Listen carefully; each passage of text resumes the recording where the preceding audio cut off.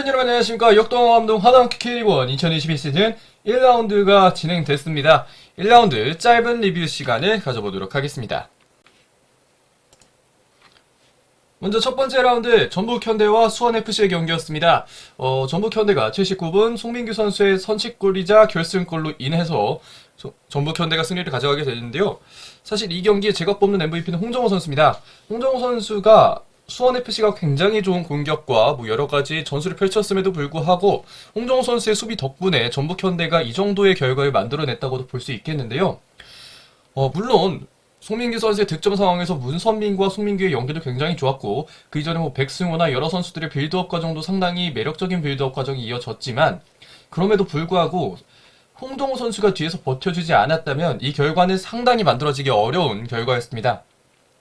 당초에 구자룡 홍정호 조합, 최보경 홍정호 조합이 이전에 김민혁 홍정호 조합에 비해서 얼마나 위력을 발휘할 수 있겠느냐라는 이야기가 좀 많았습니다만 그럼에도 불구하고 홍정호 선수가 수비 라인을 충분히 지켜내줬고요. 왼쪽 풀백과 오른쪽 풀백에서 김진수와 최철순 역시 어느 정도 본인들의 맡은 바 역할을 좀 다했습니다. 거기에 대해서 백승호 선수도 지난 경기 킥이 굉장히 좋은 모습 보여줬고 홍정호 선수 이날 수비의 백미는 이승우 선수의 어떤 페널티 박스 안에서의 어택을 막아내는 장면이었습니다. 이 장면 어떻게 보면 판정에 관해서 수원FC 팬들이나 전북현대 팬들이나 혹은 이 경기를 본 다른 팬분들께서 어느 가지 좀 다른 의견들을 가질 수 있는데 개인적으로는 일단 심판 판정이 PK가 아니라고 나왔다면 그랬다면 일단 홍정호 선수가 수비를 잘한 것이다 라고 보는 게 좀 맞을 것 같고요. 다만 이 판정이 적절한 것인지 아닌지는 카메라가 조금 더 잘 잡을 수 있는 위치에 있었다면 그랬다면 어떻게 판단을 해야겠다라고 판단이 서겠지만 개인적으로는 이 판단이 맞는지 안 맞는지를 정확히 모르기 때문에 그렇기 때문에 우선은 홍정호 선수가 이날 경기의 MVP였다라는 점을 좀 말씀을 드리고 싶습니다. 사실 전북현대 최전방에서 일류첸코 선수가 선발 출전했는데 일류첸코 선수의 모습이 그렇게 잘 보이진 않았습니다. 왜냐면 잭센, 곽윤호 상당히 마지막까지 굉장히 좋은 수비를 보여줬었거든요. 수원FC 전술 자체도 나쁘지 않았고 당시 경기에서도 김영일 해설위원이 오범석 해설위원이 말씀을 하셨지만 수원FC의 다이아몬드 442 그러니까 다시 말해서 김건호 선수가 라울 피아나를 하면 3백이 가동이 되는 3가 가동이 되는 그런 라인업이었는데 그런 라인업에서 일류첸코 선수를 어느 정도 잘 막아주면서 사실 일류첸코 선수의 모습이 그렇게 두드러지게 나타나진 않았습니다만 뒤에서 홍정호가 받치고 빠른 선수들이죠. 문선민과 송민규가 굉장히 재미있는 공격 조합을 만들어냈고 송민규 선수의 특히 그 옵사이드 트랩을 깨는 그 엄청난 침투가 어떻게 보면 각이 없는 상황에서도 송민규 선수의 득점을 만들어냈다라고 보시면 될 것 같습니다. 자, 다음은 대구FC와 FC서울의 경기였습니다. 개인적으로는 1라운드 초반에 있었던 3경기, 그러니까 19일에 있었던 3경기 중에는 가장 압도적인 경기를 보지 않았나 생각합니다. 사실 경기를 보는 내내 익스볼의 어떤 그런 볼 전개 과정이나 이런 점이 너무나 재미있게 흘러갔기 때문에 이 90분이 어떻게 가는지도 몰랐을 만큼 상당히 시간이 빨리 갔고 상당히 재미있는 경기였습니다. 조용욱 선수의 24분 선취골이 있었고 81분 나상호 선수의 쐐기골이 있으면서 2대0 FC서울이 승리를 했는데요. MVP 나상호 선수를 뽑을 수도 있고 선취골을 냈던 조용욱 선수를 뽑을 수도 있지만 개인적으로는 기성용 선수가 없었다면 이 결과는 만들어지지 않았다는 생각이 듭니다. 기성용 선수가 후방 백스리 변형 백스리죠. 맨시티 유사 맨시티처럼 이제 수비형 미드필더가 아래 내려온다거나 해서 3, 2, 3, 2 내지는 위에서는 전방에서는 굉장히 프리롤을 가져갔기 때문에 3, 2, 2, 3이 돼도 관계는 없습니다만 그 과정에서 기성용 선수의 역할이 굉장히 컸습니다. 변형 백스리로 만들어지면서 오스마르, 이한범, 기성용이 모두 각각 어느 위치에 있어도 빌드업이 가능하고 수비력도 어느 정도 갖춘 선수들이기 때문에 이 선수들의 수비력은 물론이고 후반 들어서 그 포메이션이 어떻게 보면 조금씩 깨진다고 해도 기성용 선수가 볼이 있는 위치마다 각각 들어가서 수비를 해주거나 공격을 해주면서 대구FC의 전개를 상당히 어렵게 했습니다. 기성용 선수의 피지컬은 물론이고 어느 정도 공도 잘 차고 그러면서 경험까지 쌓인 선수이기 때문에 이 선수를 막는 것이 상당히 어려운 것이 사실인데 굉장히 대구FC도 이날 기성용 선수를 막는 데 어려움을 느꼈고 후방에서 볼 배급을 해줄 수 있는 기성용 선수를 막는 것을 어려워하면서 FC서울의 공격 자체도 상당히 막기 어려워했습니다.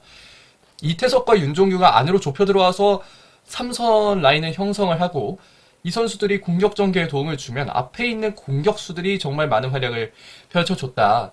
뭐 이날 조영욱, 강성진, 나상호, 고요한, 팔로세비치 모든 선수들이 경기에서 일일이 한 명씩 다 보였습니다. 아, 이 선수가 여기서 어떤 역할을 하려고 하는구나. 안익수 감독이 여기서 어떤 전개를 보여주고 싶어 하는구나가 정말 잘 보였고, 그에 반해 대구FC는 솔직히 말씀드리면 뭘 하려는지 잘 못 봤습니다. 과연 여기서 가마 감독이 어떤 것을 하고 싶어 하는가, 뭐 토탈 사커를 하고 싶어 하는 건지, 아니면 그 뭐 3백 라인업을 통해서 뭐 어떻게 하겠다는 건지, 뭐 3-4-3과 3-5-1을 오가면서 플레이를 해봤습니다만 FC서울의 어떤 그런 수비진과 공격진을 뚫거나 막아내는 데에는 상당히 좀 어려움을 많이 느꼈던 대구FC입니다. 사실 오른쪽 윙백에 황재원 선수 나왔는데 수비적인 측면에서는 황재원 선수가 충분히 정말 좋은 활약을 해줬습니다만 아직까지 공격에서는 수비에 집중한 나머지 공격에서는 조금 아쉬운 모습이 좀 많이 보였습니다. 다만 이건 왼쪽 윙백에 있었던 홍철 선수도 마찬가지인데 홍철 선수의 폼이 국가대표에서 폼이 전혀 안 나오고 있습니다. 지금 홍철 선수가 왼쪽에서 조금 더 공격 정리도 많이 해주고 많이 올라가주고 해야 되는데 그걸 지금 안 되고 있습니다. 근데 센터백진이 뭐 불안한 팀은 아니거든요.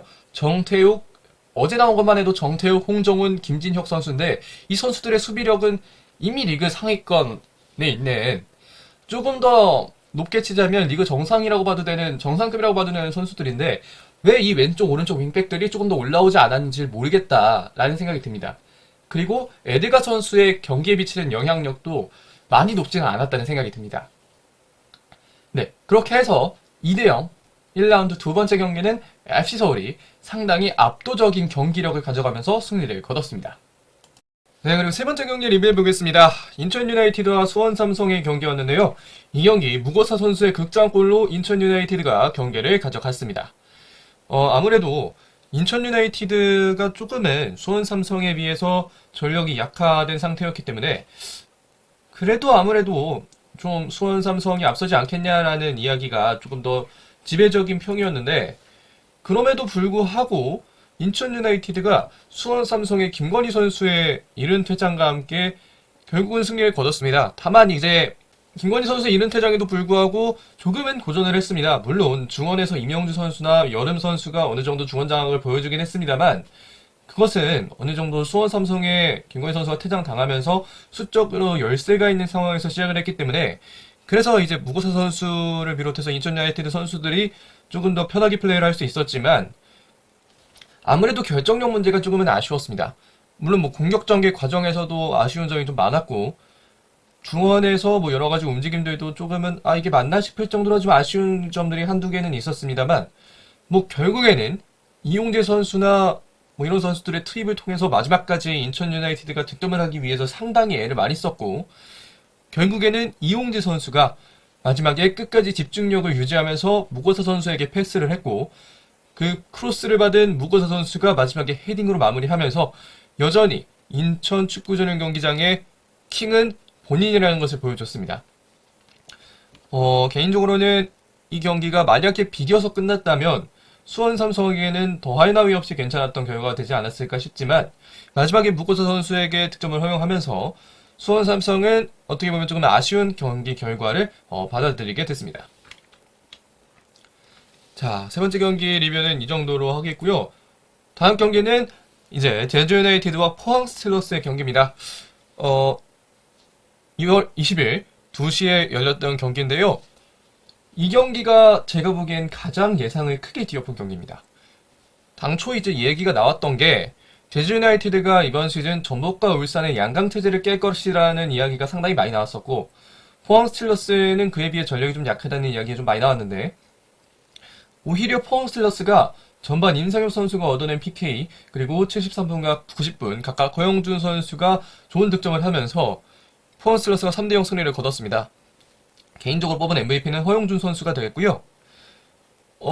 이 경기에서 제가 생각하는 가장 큰 전환 포인트는 임상엽 선수의 첫 번째 PK였습니다. 임상엽 선수의 PK가 들어간 것이 다들 아시다시피 두 번째 PK 상황이었죠. 그런데 이제 첫 번째 PK에서 임상엽 선수가 경고 찬 이후에 김동준 선수를 가격하게 되면서 임상엽 선수가 경고를 받았고 김동준 선수가 전반전 마지막까지 뛰었지만 해당 부상으로 인해서 마지막에 유현승우 선수로 교체가 됐습니다. 그래서 후반에는 다른 선수가 뛰게 되는 거죠. 주전 골키퍼가 아닌 비주전 선수가 뛰게 됐습니다. 그러면서 사실 어느 정도 조금 흔들린 부분도 있지 않나 생각합니다. 물론 허용준 선수의 득점도 정말 괜찮은 상황에서 나왔고 좋은 득점이긴 했습니다만 후방에서 조금 더 안정감을 띨 수 있게 되었다면 제주 유나이티드가 어쩌면 1대0 내지는 뭐 1대1 동점까지는 만들 수 있지 않았을까 하는 생각이 드는데 그럼에도 불구하고 여기서 가장 빛났던 것은 아무래도 김기동 감독의 어떤 그런 전략. 사실 오늘 경기 시작할 때만 해도 다시 한번 이승모 선수가 제로톱으로 서면서 오늘 경기 아니죠. 2월 20일 경기 시작할 때만 해도 이승모 선수가 다시 한번 제로톱에 서면서 결국은 또 톱 문제가 드러나나? 라는 생각을 좀 많이 하셨을 텐데 후반에 들어왔던 허용준 선수가 굉장히 좋은 활약을 펼쳐주면서 포항 슬러스가 오랜만에 다득점 승리를 거뒀습니다. 다만 이 점에서 조금 포항 슬러스에게 어느 정도 수월함을 줬었던 것은 최영준 선수의 센터백 기용과 양쪽 센터백인 그러니까 양쪽 스토퍼인 정훈과 김호규 선수의 조금은 부진 이런 것들이 좀 있었다라고 생각하는데요. 물론 제가 제주 유나이티드 포항 슬러스의 경기를 전체적으로 다 보지는 못했고 전반전 정도를 다 본 이후에 후반전은 이제 하이라이트로 봤습니다만 일단 최용준 선수의 센터백 기용은 조금 아쉬웠습니다. 아무래도 최용준 선수가 빌드업 능력도 가지고 있고 활동량이 많기 때문에 양계일 감독이 그 점에서 착안을 해서 최용준 선수를 가운데 센터백으로 기용하지 않았을까 싶긴 합니다만 조금은 아쉬운 기용이 결국은 되고 말았습니다. 결국 이런 것들이 합쳐지면서 포항 슬러스가 경기를 3대0 승리를 가져왔습니다. 그렇게 됐고 자 그러면 이제 다섯 번째 경기를 봐야겠죠. 다섯 번째 경기는 강원과 성남의 경기입니다. 이 경기 역시 2월 20일 2시 강릉 종합운동장에서 벌어진 경기인데요. 이 경기 80분과 87분 각각 디노 선수와 김대원 선수가 득점에 성공하면서 강원FC가 승리를 가져갔습니다. 당초 예상했던 것이 이제 강원과 성남이 어떻게 보면 좀 강등권을 이룰 것이다 라는 이야기가 좀 많아서 과연 어느 팀이 좀 그나마 유리하게 시합을 할까 생각했는데 사실 이 경기 초반만 해도 성남이 약간은 지배하는 분위기가 있었습니다. 왜냐면 후방에서의 센터백들 상당히 좋은 선수죠. 최지묵, 나상훈, 권한규가 이날 선발 출전을 했는데 이 센터백들이 리그 정상급까지 잘 쳐주면 정상급까지도 할 수 있고 그냥 봐도 어느 정도 수위급의 센터백들이기 때문에 상당히 이 후방에서부터의 빌드업이 괜찮았고 그에 반해 강원은 김영빈, 서민우, 김원균이었기 때문에 김원균이 맞나요? 어찌됐든 간에 그 센터백진이 조금은 아쉽거든요. 물론 좀 괜찮은 선수들이긴 합니다만 성남의 센터백진에 비교해서는 조금은 아쉬운 것이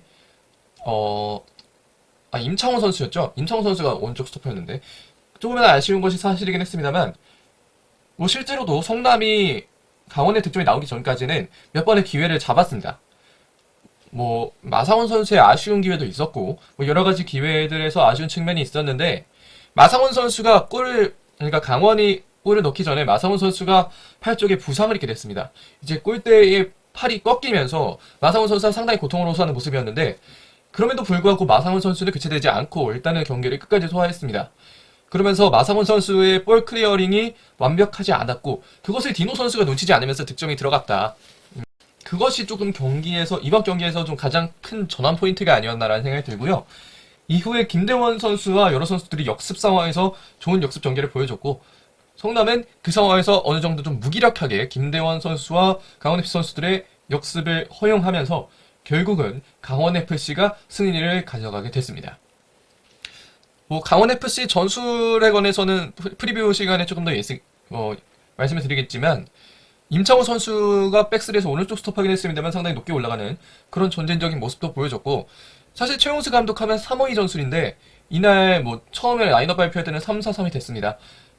이정협, 김대원, 왼쪽에 황문기 있었고 황문기, 김대원 양쪽 방향은 조금씩 다를 수 있겠습니다만 사실 김대원 선수는 원래 포지션이 윙어고 세컨 스트라이커나 펄스 나인으로 뛰는 것이 강원FC에 들어와서 주로 좀 많이 있었던 일이기 때문에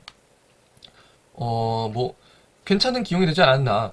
사실 강원FC를 생각하면 양쪽 윙 자원도 뭐 없다고 볼 수 있는 게 아닙니다. 뭐 김대원 선수도 윙을 볼 수 있고 황민기 선수도 윙에서 좋은 모습을 보여줬던 선수들이고, 다만 개인적으로는 이제 투톱을 사용하는 것이 좀 더 낫지 않았을까라는 생각이 들었는데, 이거는 뭐 잘 모르겠습니다만 아마 시즌이 가면서 최용수 감독께서 투톱을 갈지 아니면 원톱에 양쪽 윙어를 둘지 차차 고민을 하시지 않을까 싶습니다.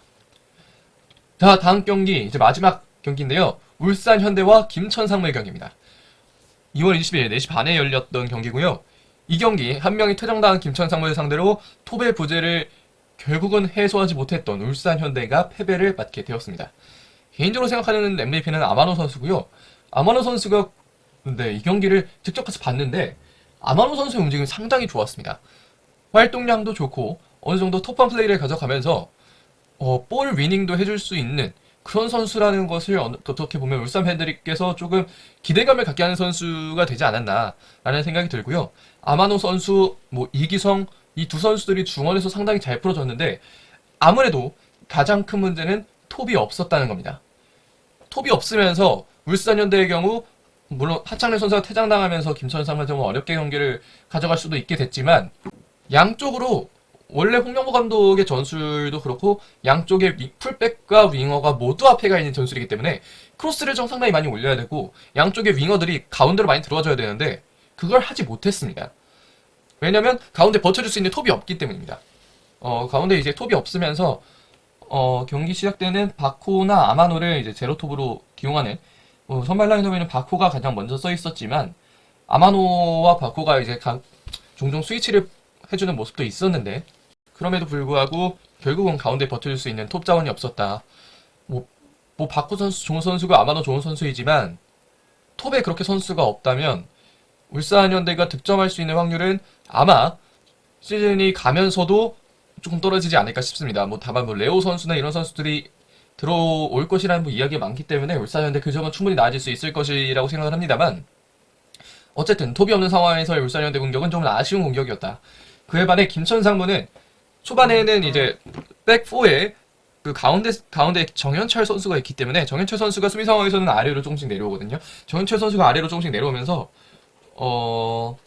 어떻게 보면 좀 변형 백스리가 되는데 변형 백스리 상황에서 하창래 선수가 퇴장당하면서 그 자리에 권혁규 선수를 대신 서진수를 빼면서 투입을 했고 정승현 선수가 부상당해서 박진수가 들어오긴 했습니다만 퇴장 이후에 조금은 더 수비적으로 나왔던 어쩔 수 없이 수비적으로 나올 수밖에 없었던 김천이지만 백스리가 구축됐고 근데 이 역습 상황에서 상당히 좋은 자원들이 많았던 김천입니다. 그래서 울산의 입장에서는 실점을 하지 않은 것도 어떻게 보면 좀 다행이다.